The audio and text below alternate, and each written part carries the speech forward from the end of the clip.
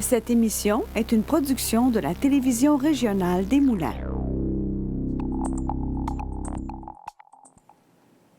Ce soir, à Vue d'ici, nous parlons d'environnement. Tout d'abord, on s'intéresse à la marche pour célébrer la Terre. Ça se déroule à Terrebonne ce week-end. Et en deuxième partie, on fait le point sur le Forum national de l'action climatique. Restez avec nous, car ça commence maintenant.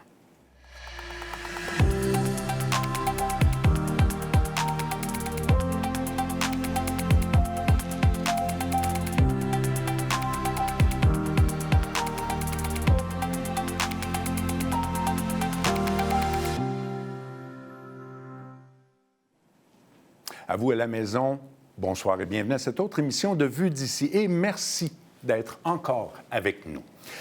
Lundi prochain, le 22 avril, c'est le jour de la Terre. Le 22 avril, ça se célèbre depuis le début des années 70.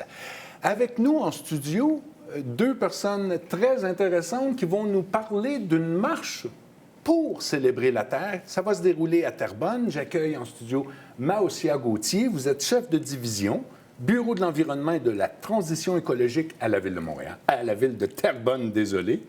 Et Marc Vallée, porte-parole citoyen. Bonsoir et bienvenue. Merci d'avoir accepté notre invitation.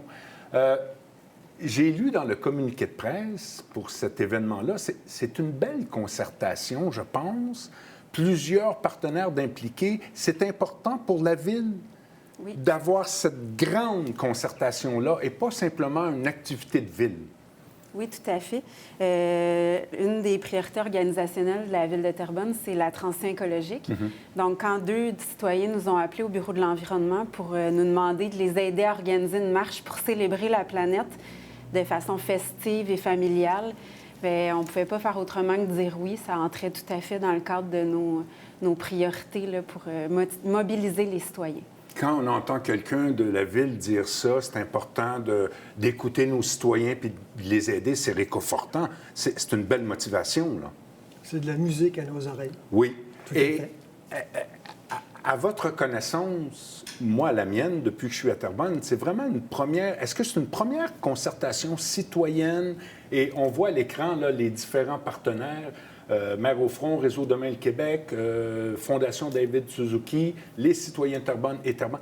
C'est une première grande concertation, je pense, pour l'environnement. Oui, tout à fait. Et c'était en plein dans votre objectif de ville. Exact. Un des axes de notre politique de transition écologique, c'est de favoriser une culture citoyenne de transition écologique. Donc, mobiliser les citoyens, de la concertation, que les citoyens soient au cœur de l'action. Donc, notre objectif est atteint. Marc, dimanche le 21 avril, c'est un grand événement. Qu'est-ce qui va se passer là? Alors, dimanche, c'est un événement festif. Oui, parce que vous vouliez ça festif, contrairement à des manifestations où c'est pas toujours positif. Vous vouliez une fête. On veut une fête. On veut inviter tous les citoyens, et particulièrement ceux qui sont préoccupés par l'environnement. Et on organise un événement festif. Alors, on va avoir... D'abord, on invite les gens à venir marcher avec nous. Dimanche, il va faire beau. Oui. Dimanche, il va faire beau. On va avoir un DJ. OK. Ça va être vraiment une fête. Là. On va avoir un animateur qui est formidable, qui s'appelle Émile Riopel. OK. On va avoir des percussionnistes. On va avoir deux jeunes filles de 6e année du primaire qui vont venir chanter une chanson qu'elles ont composée elles-mêmes. Et qui doit toucher l'environnement, je présume. Et on va avoir des gens qui vont venir prendre la parole pour parler d'environnement. C'est un gros événement. On espère avoir beaucoup de citoyens. Ça se passe où? Ça se passe, le départ, c'est au parc Saint-Sacrement. Oui. On attend les gens à 13h30. Il y a une marche à compter de 14h jusqu'à 15h. Et après, dans le parc, on revient au parc, il y aura les percussionnistes, le DJ, il va y avoir de l'animation. Et on espère faire une grande fête.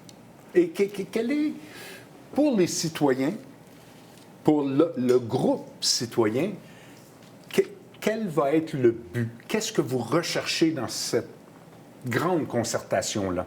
Je pense qu'il faut savoir qu'il y a une majorité de Québécois qui sont fortement préoccupés par les questions environnementales.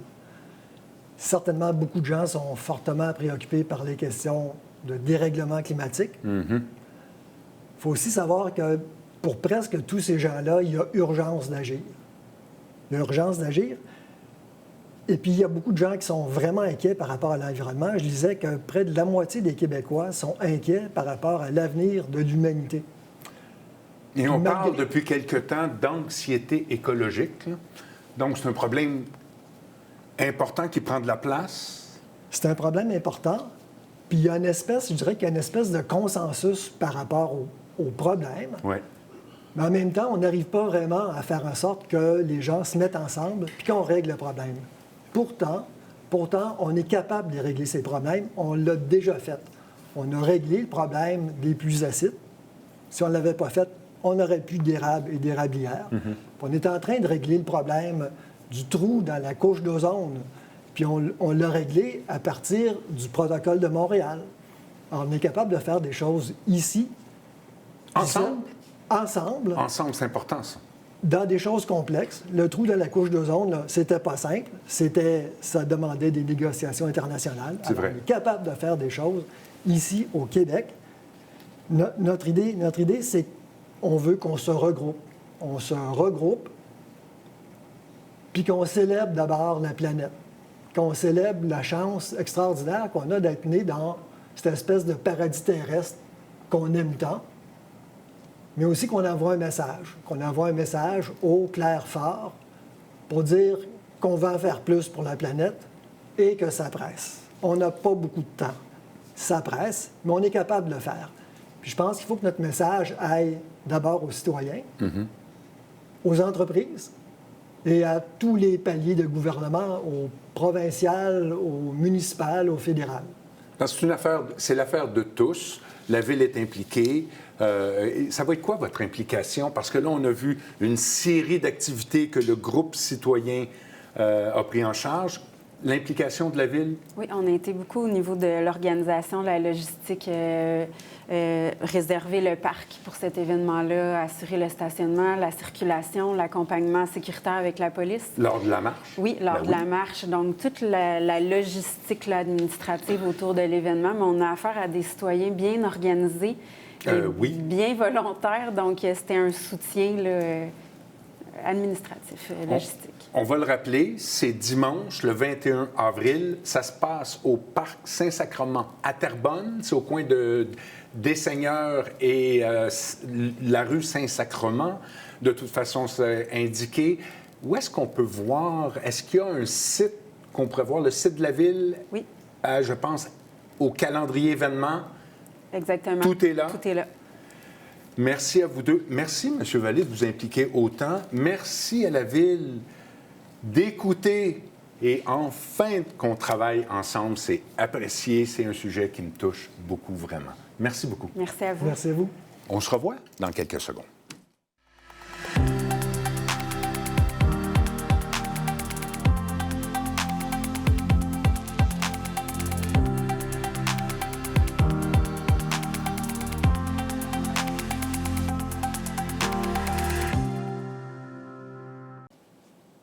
De retour avec vous.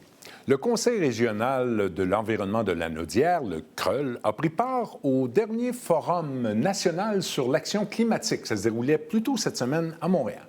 On fait le point avec Cassandra Martel, directrice générale du CREL. Bonsoir, Cassandra. Bonsoir. Merci d'avoir accepté l'invitation. J'ai dit a pris part. Oh, mais je pense que plus que part. Oui, c'est ça. Vous avez été même dans le comité organisateur. Oui. En fait, le principe, c'est on a 17 CRE à travers le Québec, donc un par région administrative. Et le but, c'est vraiment de créer un événement qui est rassembleur, donc d'intégrer vraiment toutes les régions avec nos réalités.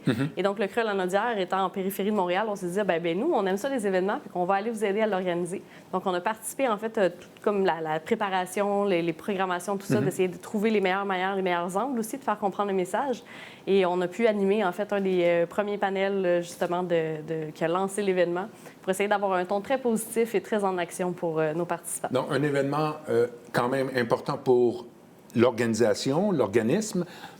Pourquoi un tel forum? J'entends déjà un peu la réponse, mais ça rassemble qui? En fait, ça rassemble vraiment toute personne qui a un intérêt, en fait, pour l'environnement. Donc, on avait beaucoup, c'est sûr, les élus sont très présents à ces événements-là. Ils sont les premiers au front, en fait, à faire face à l'environnement, dans la crise des changements climatiques. Les 3 niveaux étaient là? Oui, les 3 niveaux, en fait, on a autant le fédéral qui s'est impliqué. Le fédéral, d'ailleurs, est un des partenaires principaux de cet événement-là. Et il y a un programme là, qui est Climat de changement. Et le provincial, bien entendu, est un de nos bailleurs de fonds au niveau du ministère de l'Environnement. Donc, il n'y a pas vraiment le choix d'être avec nous à ces événements-là. Et le municipal est très, très, très actif. Et ils sont très conscients, en fait, du rôle qu'ils ont à jouer là, dans la lutte au changement climatique. OK. Et pourquoi quelle a été la motivation de faire un grand événement provincial à Montréal?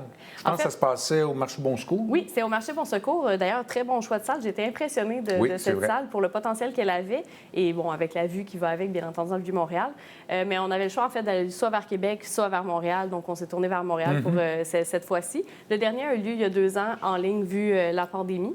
Le but, c'était vraiment, en fait, de rassembler les gens qui s'étaient vus en ligne il y a 2 ans pour essayer de parler des changements, du potentiel d'action. Ouais. Et là, on voulait vraiment accélérer le mouvement. Donc, de vraiment s'assurer qu'il y ait des discussions, des ateliers participatifs, que les gens, en fait, prennent la solution en main et essaient de l'amener plus loin au quotidien. Avant de parler de ce qui a été vraiment discuté, qu'est-ce qui se passait, là? C'était des ateliers, des forums, des débats? On avait beaucoup de panels, donc c'était vraiment d'essayer de mettre en... C'était une conférence? Oui, c'était une conférence, mais vraiment en mode un peu transversal. Donc vraiment des panélistes qui venaient de tous les horizons, de confronter vraiment le milieu municipal, par exemple, avec l'économie, d'aller vers les organismes, en fait, autant les CRE que les organismes de bassin versant, par exemple. Donc de vraiment essayer d'aller chercher les discours de tous et chacun, puis voir les réalités qu'on confronte. Donc c'était vraiment mis en question-réponse, mais... La question que j'allais vous poser, peut-être pas celle que vous auriez répondu en temps normal. On essayait de vous amener ailleurs dans la réflexion. OK. Les sujets. Vous nous avez... Tu nous en as envoyé quelques-uns parce que ça s'est déroulé avant-hier et hier. Oui. Bon, pour être... C'est tout frais, là. C'est vraiment tout frais. On a parlé... Si tu permets, prenons quelques thèmes que j'ai pris dans ton résumé de notes. Vous avez parlé d'électricité et de électrification des automobiles. Les maisons sont trop grandes. Oui. Il faut que tu m'expliques. En fait, le principe, c'est qu'on essaie de montrer qu'on a une crise du logement qui est partout, en fait, pas simplement au Québec. Il y a vraiment des crises du logement un peu partout à travers le monde. Mais on a un modèle de vie, en fait, qui est bungalow, piscine, terrain privé clôturé. Et donc, on essaie de faire comprendre aux gens que des fois, la pièce supplémentaire est peut-être pas nécessaire. Tu sais, si c'est juste 3 dans une maison puis qu'il y a 14 pièces, par exemple, bien, il y a comme un ratio qui fonctionne pas par rapport à des gens qui peuvent des fois se partager des 3,5, des 4,5 au niveau des logements. Donc, c'est de mettre à l'emphase, en fait, qu'il faut prendre conscience de cet espace-là, comprendre qu'il nécessite, en fait, du chauffage, de l'électricité, qu'il y a des besoins éco-énergétiques vraiment nécessaires. Donc, c'est vraiment... Le but, c'était vraiment de se parler, d'échanger. On ne dit pas qu'il faut changer nécessairement, que demain matin, tout le monde doit déménager puis avoir juste les salles l'avoir en conscience. Mais de l'avoir en conscience, qu'on est quand même privilégié, en fait, d'avoir ces salles supplémentaires-là, mais qu'il y a un coût, justement, relié à ça au niveau de l'utilisation énergétique. Puis on a entendu beaucoup dernièrement, là, sur les réseaux sociaux, il y avait beaucoup de gens qui disaient « Ah, ben oui, c'est ça, il faut que je me serre la ceinture au niveau de l'électricité, il faut que j'aie froid pour le véhicule électrique qui est branché à l'extérieur. » Puis au final, c'est pas ça qui est dit. C'est pensons différemment notre consommation pour essayer de ne pas implanter des nouvelles infrastructures, d'essayer de mieux penser l'énergie qu'on a. Puis ce qui a été dit dans le forum, c'est qu'il y en a de l'énergie au Québec. On est vraiment chanceux, on a beaucoup d'énergie, on est même capable d'en revendre. Donc, essayons de l'utiliser intelligemment pour que cette ressource-là reste. D'ailleurs, il y a une citation qui m'a beaucoup fait rire. C'est, je pense, ça vient d'Hydro-Québec, qui a dit « Le meilleur projet hydroélectrique, c'est celui qu'on n'a pas à faire. » Oui. Je pense que ça a un peu rapport avec la consommation. Oui. En fait, c'est que si on consomme, pas juste si on pense, mais si on consomme intelligemment, on n'a plus besoin, en fait, d'aller faire de nouvelles infrastructures. Donc oui, c'est sûr qu'on est dans une transition énergétique. Il faut qu'on pense à des nouvelles manières. Donc pas juste aller vers l'hydroélectricité, mais d'aller vers d'autres moyens, par exemple le solaire ou l'éolienne. Mais c'est ça, c'est le meilleur projet fondamentalement, puis c'est vraiment Hydro-Québec qui le dit, c'est que si on n'a pas à faire de barrage, par exemple hydroélectrique, bien, on vient de réduire notre impact environnemental. C'est logique. Ce qui est tout à fait logique. On aime mieux aussi, tu sais, dans un principe de viabilité, c'est mieux de réparer ce que tu as au lieu de reconstruire ou de créer à nouveau. Donc c'est vraiment dans cette optique-là qu'Hydro-Québec est venu parler de transition énergétique. Puis ce que j'ai aimé, en fait, du forum, c'est on a souvent le fardeau ou l'impression que toute la pression, en fait, environnementale repose juste sur nos épaules.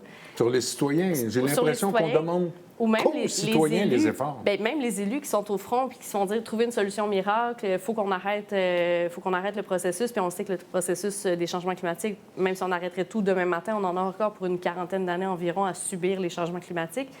Mais ce qui a été vraiment bien hier, c'était vraiment l'idée, oui, c'est hier et avant-hier, c'est vraiment l'idée de partageons le fardeau, trouvons une solution ensemble, puis tout le monde devons mettre l'épaule à la roue. Puis une des autres belles citations que je n'ai pas indiquées, mais qui était vraiment intéressante, c'est « Il n'y a plus de place pour la chicane, il n'y a plus de place pour la politicaillerie. Maintenant, avançons, il est déjà trop tard. » C'est drôle parce qu'en première partie, on parlait d'une marche pour célébrer au lieu d'une manifestation. Exactement. C'est un peu là-dessus où vous jouez. Oui, c'est que nous, on veut la mobilisation citoyenne. J'ai aussi vu dans les notes et j'ai entendu parler... Bon, vous avez même parlé de le mot est fort, mais tu sauras me corriger, pas la possibilité, mais peut-être on s'en va vers certaines restrictions individuelles pour le droit collectif, pour le bien-être collectif. En fait, oui, je pense qu'on est Qu'est-ce qui a été discuté? Oui. Ce que je comprends, en fait, c'est qu'on est rendu, je pense, à devoir changer un peu le paradigme de la société. Donc, d'arrêter de penser un peu moins à son nombril, penser un peu plus à le nombril collectif. Et de faire attention, en fait, un peu comme le principe de la maison qu'on parlait tantôt. C'est génial, tu es capable d'avoir une belle grande maison, tout ça, mais de penser aussi aux autres qui n'ont pas cet accès-là et qui ont besoin, en fait, aussi de l'énergie qui va, mettons, pour alimenter la maison. Donc, c'est d'essayer, en fait, sans se restreindre ou sans complètement changer son modèle de vie, mais c'est de commencer à prendre un peu conscience de l'autre. Puis on entend souvent de ce temps-ci, l'autre, c'est qui l'autre? Bien, l'autre, c'est toi, Gilles. Face à moi, c'est nos caméramans, c'est nos équipes, c'est nos familles. Donc, de commencer à vraiment penser à l'autre aussi qui vit une réalité, à comment on peut faire une différence. Et je pense que c'est aussi en pensant à l'autre qu'on va éviter d'avoir un clivage au niveau de la société, dire que c'est tout le même 10 qui va profiter de ces changements climatiques-là, de ce verdissement-là, tandis que l'autre partie de la population va juste vivre encore dans, j'ai entendu l'expression cage à rats au niveau de certains types de bâtiments. Donc, c'est vraiment ce qui a été mis de l'avant dans les ateliers, c'est ce qui ressortait, c'est que les gens sont prêts à s'entendre, à collaborer ensemble, puis ils veulent plus savoir t'es quel palier du gouvernement, t'es-tu un citoyen, t'es-tu un élu, t'es quel âge de citoyen, c'est plus ça qui compte maintenant. C'est tu veux t'impliquer, go, on va s'impliquer ensemble. Quant à l'auto, j'ai vu aussi que ça a été discuté, les choix que l'on fait. Une question, je ne sais pas si... Est-ce que les citoyens, l'effort qu'ils peuvent faire pour l'auto, parce qu'on parle surtout de l'auto solo. Oui. Est-ce que des moyens pour aider le citoyen à laisser l'auto solo à la maison, est-ce que vous avez parlé des moyens à rendre efficace le transport collectif ou toutes sortes de transports collectifs? Oui, c'est ça. Bien, en fait, on parle beaucoup de transport durable et de transport actif. Ouais. Donc, le but, c'est d'essayer de mieux aménager nos villes pour justement essayer d'éviter le transport inutile. Donc, le meilleur exemple qui était donné, c'est une ville qui est bien aménagée, qu'on repense bien, en fait, les nouveaux quartiers. C'est qu'on va densifier les quartiers existants pour que ce soit ce quartier-là qui profite du service au lieu de créer un nouveau quartier pour que le service soit séparé en deux. C'est de joindre ces quartiers-là aux services qui sont essentiels. Les écoles, les épiceries, les pharmacies, les médecins. Donc, de vraiment s'assurer que ta ville, en l'espace de 15 minutes de marche ou de vélo, tu peux avoir accès justement à tes services et d'arriver proche aussi à avoir accès à la nature, mais aussi à avoir accès à ton entreprise dans laquelle tu vas aller travailler. Ton travail, exact. Puis, il y a deux mots qui ont été remis. Le télétravail. Le télétravail, la pandémie nous l'a fait vivre, nous l'a fait connaître, mais la pandémie, c'est pas arrêté. Et apprécié? Mais c'est ça, pas nécessairement apprécié et pas bien vu. Et là, on est rendu à une étape de dire, servons-nous de ce télétravail-là pour réduire justement le nombre de déplacements. Puis on a même parlé, il y a des gens qui sont arrivés, des spécialistes qui ont parlé de télécommerce. Donc, de même dire qu'il y a peut-être une place pour Amazon si c'est bien pensé. Puis là, je vais peut-être un peu grand avec Amazon, mais... Oui, je comprends. Mais tu sais, de dire que si on est capable d'éviter des déplacements ou de centraliser les déplacements, ça devient beaucoup plus efficace et on réduit l'auto-solo.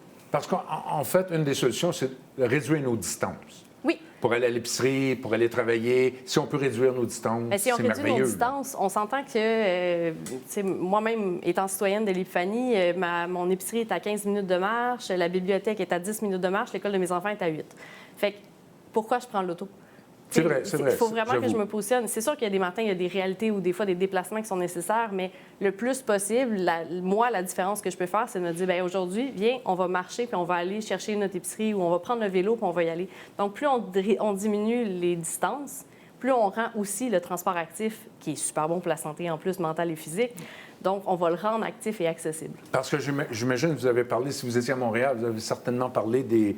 Je ne sais pas, des réseaux urbains, des réseaux cyclistes urbains, comment ça fonctionne, puis les gens sont prêts à ça. En fait, on le sent de plus en plus, c'est une demande. Les cyclistes, on ne se le cache pas, c'est de plus en plus populaire de se promener en vélo, de faire même des grandes distances en vélo. Oui. Et là, on le sent. Là. Surtout dans la Naudière, nous, c'est très concret. On a besoin de connecter nos différentes pistes pour être capable de se promener partout sur notre région sans devoir aller dans des tronçons qui sont dangereux. Et ça, on le sent même en dehors du forum. Dans la Naudière, je vous le dis, les acteurs sont prêts, on est en train de préparer. Et ce qui est génial, c'est qu'on essaie vraiment de jumeler transport actif avec corridor écologique. Ouais. Donc, de comment jumeler l'utile et l'agréable. Donc, de pouvoir se servir d'un corridor écologique pour faire transporter les animaux, la faune, la flore. Et de l'autre côté, bien, l'humain peut passer avec son vélo ou à pied et puis se rendre sur des très grandes distances. Ça, c'est le forum. Quelle va être la suite du forum? Est-ce qu'il va y avoir des décisions, des lois, des règlements? Ça va bien aller l'année prochaine? J'espère. Je suis sérieux, mais il va y avoir un suivi. En fait, c'est aux 2 ans ou à cause de la pandémie, c'était au... À cause de la pandémie, ça a été aux 2 ans. OK. Je crois qu'on va devoir tomber dans l'action. Ce qui a été très clair, c'est qu'on est tanné de l'immobilisme. Bien, il faut arrêter de parler. Oui, exactement. Il faut marcher maintenant. C'est ça. Fait que le but de ce forum-là, je pense que c'était pour donner des outils accélérés. J'ai vraiment senti... On va parler peut-être des élus, en fait, qui ont quand même des rôles décisionnels. J'ai senti des élus qui avaient le goût de s'engager. J'ai senti des élus qui étaient prêts à faire le pas. Puis j'ai entendu parler de politique d'habitation, de politique de résilience aussi face au changement climatique. Donc, j'ai vraiment entendu des élus qui sont dans l'action, qui ont le goût. Et là, je pense qu'on est rendu à s'assurer que les citoyens ont le goût, eux autres aussi, d'embarquer avec nous, sans qu'il y ait la pression, mais plutôt qu'ils viennent justement s'embarquer, donner leur opinion, vouloir aller plus loin aux outils. Bien, moi, je pense que si les citoyens sont accompagnés et s'ils n'ont pas seuls le poids sur leur épaule, vous avez vu t'as vu en première partie une action citoyenne, tu es allé voir la ville et ça fait une grande marche. Oui. Si tu veux bien, Cassandra, j'aimerais ça parler de la Naudière. On a noté qu'il y a quand même il y a plusieurs enjeux à la Naudière, là. Je ne veux pas le limiter, là. Il y en a 2 quand même qui sont importants. L'eau et nos matières résiduelles. Oui. Qu'est-ce que tu peux nous dire sur l'eau, sur notre eau à nous? Bien, notre eau à nous, en fait, il va être temps, je pense que dans la Naudière, mais comme partout ailleurs, mais je pense que dans la Naudière, on est rendu là à se dire l'eau, ça a une valeur. On ne l'a pas pour acquis. D'ici 2041, là, les cours d'eau dans la Naudière vont être complètement changés. On va parler beaucoup plus de sécheresse. Et on le vit en ce moment avec l'eau. L'eau, ça a comme 2 enjeux. On peut en manquer. Et là, on vit les inondations en ce moment avec des débits qui ont été exceptionnels. Joliette, je pense qu'ils ont atteint un record depuis 1981 ou 85. Donc, c'est vraiment... On doit mieux penser nos infrastructures, on doit mieux penser notre consommation. Et ça, c'est vraiment un choix collectif qu'on doit faire. On doit vraiment se préparer à changer la donne parce que sinon, on va juste plus avoir d'eau potable. Puis on s'entend qu'au Québec, l'eau potable, c'est notre richesse. Ça fait partie de notre culture. L'eau fait partie de nous. Donc, autant bien essayer de la préserver puis de bien... tu sais, c'est ce que je veux dire, c'est aussi banal que bien, de se prendre un verre d'eau, de s'assurer de prendre la quantité qu'on va avoir besoin au lieu de juste comme jeter le reste au lavabo. Oui. Fait que c'est des petits gestes qui peuvent faire la différence, mais qui sont assez nécessaires. 2041, c'est demain matin. Sur ce sujet-là particulièrement, as-tu l'impression que peut-être la pression est plus grande sur nos épaules? Est-ce qu'on va voir assez les entreprises qui, on le sait, consomment beaucoup d'eau, là, c'est correct, il y a des emplois, mais... Je ne parlerai pas pour les autres régions. Mais nous, on est en train de cogner aux portes des entreprises. Puis les municipalités aussi cognent de plus en plus aux portes des entreprises. Puis ce qui est vraiment positif, c'est que les entreprises nous attendent aussi. OK. Donc, ils sont rendus à vouloir faire les choses différemment, à penser aussi. Puis, tu sais, l'eau est une chose, mais tu sais, on parlait tantôt de gestion d'électricité, énergie, tout ça. maintenant, quand on est rendu qu'on va voir les entreprises, ils sont rendus à se dire, hey, nous aussi, puis c'est une économie de coût, là. On se le cache pas. Si tu penses mieux ton économie, ton eau, tu vas économiser au final. Fait que les entreprises sont rendues à maximiser leurs opérations et donc à réduire les besoins énergétiques. Donc, on est rendu là pour les entreprises, alors oui, on va essayer de continuer à les pousser dans le bon sens. Les matières résiduelles, dans la Naudière, on a un gros, un gros parc de matières résiduelles. En fait, on a 2 gros sites d'enfouissement. On a Saint-Thomas et Terrebonne. C'est vrai. Donc, on a 2 gros sites et ils viennent à échéance, en fait, à pleine capacité 2025 pour celui de Terrebonne, 2032 pour Saint-Thomas. Et ça aussi, ça dépend de nous, ça, c'est les résidents. très préoccupant. C'est très préoccupant. Je ne sais pas si tu as déjà eu la chance de visiter Terrebonne, mais d'être sur 40 mètres de hauteur de déchets, c'est assez impressionnant. Puis de voir l'oratoire Saint-Joseph de cette hauteur-là, c'est un petit peu un choc. Et ce qu'on se demande, mon Dieu, ça va arrêter où? Ça va arrêter où? Ça va arrêter quand on va changer notre idée de la consommation. Donc, de mieux penser notre consommation. Ça, je pense que c'est le point névralgique. C'est moins consommer, mais mieux consommer. Oui. Puis on donnait l'exemple tantôt quand on se préparait pour l'entrevue de nos vêtements qu'on garde longtemps, qu'on va en friperie. Oui, c'est ça, je pense qu'il faut l'assumer. Puis en fait, il faut arrêter de dire que c'est un tabou. Il faut le présenter le plus possible. Je suis fière de dire que ça fait 10-15 ans que j'ai le même blouson ou que ma jupe vient d'une friperie ou d'une vente de liquidation. En fait, ma jupe vient d'une résidence de personnes âgées qui faisait un bazar. Ça te donne une idée. Mais c'est tabou, ça. Mais c'est tabou. C'est comme, mais ça a été porté. Fait que je pense qu'il faut revoir notre consommation. Il faut réduire le déchet. Il faut continuer aussi à bien trier nos matières, donc de s'assurer que le recyclage va au recyclage, que les déchets vont aux déchets, mais que le compost aussi. Tantôt, elle m'a posé la question, pourquoi ma matière qui est organique, qui va comme se composter, ne peut pas aller dans mes déchets, elle va juste retourner à la terre? Mais il y a vraiment un principe de récupération de l'eau de pluie qui va filtrer. Et donc, ça va créer plus de GES parce qu'il faut placer ces déchets-là. Ça prend de la place. On l'a vu, le site, il vient à échéance. Donc, si on sépare bien les matières, on a une matière qui est beaucoup plus valorisée. Là. Et il y a une entreprise tout juste à côté qui fait le recyclage, mais il faut trouver des marchés pour ça. Des marchés, mais de plus en plus, en fait, plus qu'on va recycler, plus qu'on va mettre de valeur, en fait, à ces objets-là, à ces déchets-là, plus qu'il va y avoir d'entreprises qui vont vouloir se lancer dans l'essai. On l'a vu avec l'espérer. Oui, on va l'espérer. Mais tu sais, les plastiques agricoles, il y a des industries maintenant qui récupèrent de plus en plus les plastiques agricoles, ou du moins qui font des tests pour le récupérer. Donc, il y a quelque chose à faire. C'est tellement intéressant. Il faut se revoir à une prochaine émission. Quant à nous, c'est terminé. Il y a des sujets très intéressants cette semaine. J'espère que ça va vous préoccuper. L'environnement, c'est notre avenir, en fait. C'est nous. C'est vos enfants, puis c'est vos petits-enfants. Puis on se revoit dans une semaine.